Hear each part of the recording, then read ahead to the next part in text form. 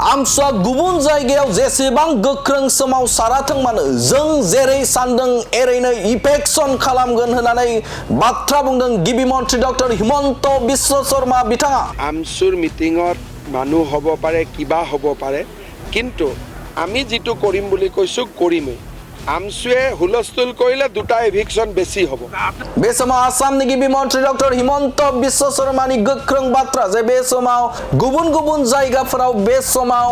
गोख्रोङै इफेक्शन खालामनाय हाबाफारि बे हाबाफारिया सोलिबाय थानायखौ नोंथांमोना नुनो मोनदों आरो बे बाथ्राखौनो लानानै गिबि मन्थ्रि डक्टर हिमन्त बिश्व शर्मानाव सोंलु खालामदोंमोन खौरांगिरिया जे बे समाव आमसुआ गुबुन गुबुन जायगाफोराव गोख्रों सोमावसारदों बेनि सायाव मा बुंगोन होननानै सोंलु खालामदोंमोन आरो बे सोंलुनि फिनाव बुंथिदों गिबि मन्थ्रि डक्टर हिमन्त बिश्व शर्मा बिथाङा जे आमसुआ बबे जायगायाव गोख्रोङै सोमावसाराथों मानो आरो बे समाव बैफोर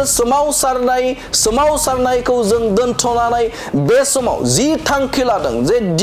लादों बे थांखिखौ जों जेरै दं एरैनो इफेक्शन खालामगोन होननानै बाथ्रा बुंथिदों गिबि मन्थ्रि डक्टर हिमन्त बिश्व शर्मा बिथाङा। गिबि मन्थ्रिया गोख्रों बाथ्राखौ बुंदों जों जेरै सानदों जों जेरै मावनो नागिरदों बिदिनो इफेक्शना सोलिगोन होननानै बाथ्रा बुंथिदों गिबि मन्थ्रि डक्टर हिमन्त बिश्व शर्मा बिथांमोना आमसुआ जेरै गोख्रों सोमावसारदों बेनिख्रुइ डाबल आरोबाव इफेक्शन खालामगोन होननानै बाथ्रा बुंथिदों गिबि मन्थ्रि डक्टर हिमन्त बिश्व शर्मा बिथाङा। जुदि बिथांमोना गोख्रों सोमावसारदोंब्ला आरोबाव डाबल जोङो गोख्रोङै बे समाव इफेक्शना जागोन होननानै बाथ्रा बुंथिदों गिबि मन्थ्रि डक्टर हिमन्त बिश्व शर्मा बिथाङा। हिमन्त बिश्व शर्मानि मोनसे गिदिर बिथांखि बे समाव गुबुन गुबुन जायगायाव इफेक्शन खालामनाय हाबाफारिया सोलिबाय दं आरोबाव बे सोलिबाय थागोन होननानै बाथ्रा बुंथिदों बिथां गिबि मन्थ्रि डक्टर हिमन्त बिश्व शर्मा बिथाङा। बावैसो सान सिगाङाव बिजेपि राजखान्थि हान्जानि बिथां दिलीप सयकिया बिथाङाबो बुंथिदोंमोन जे बे समाव बिटिसि ओनसोलावबो जुदि पावाराव फैयोब्ला बे समाव इफेक्शन खालामनाया सोलिगोन होननानै बाथ्रा बुंथिदोंमोन आरो बे आयदाखौनो लानानै बिथां गिबि मन्थ्रियाबो एखे बाथ्राखौनो बुंथिदों जे गिबि मन्थ्रियाबो बे समाव जेरैखि जाया इफेक्शन खालामनायनि जोंनि जिखिनि थांखि एबा बिथांखि लादों बे बिथांखिया जेरैखि जाया सोलिगोन होननानै बाथ्रा बुंनायखौ बे समाव नुनो मोनदों।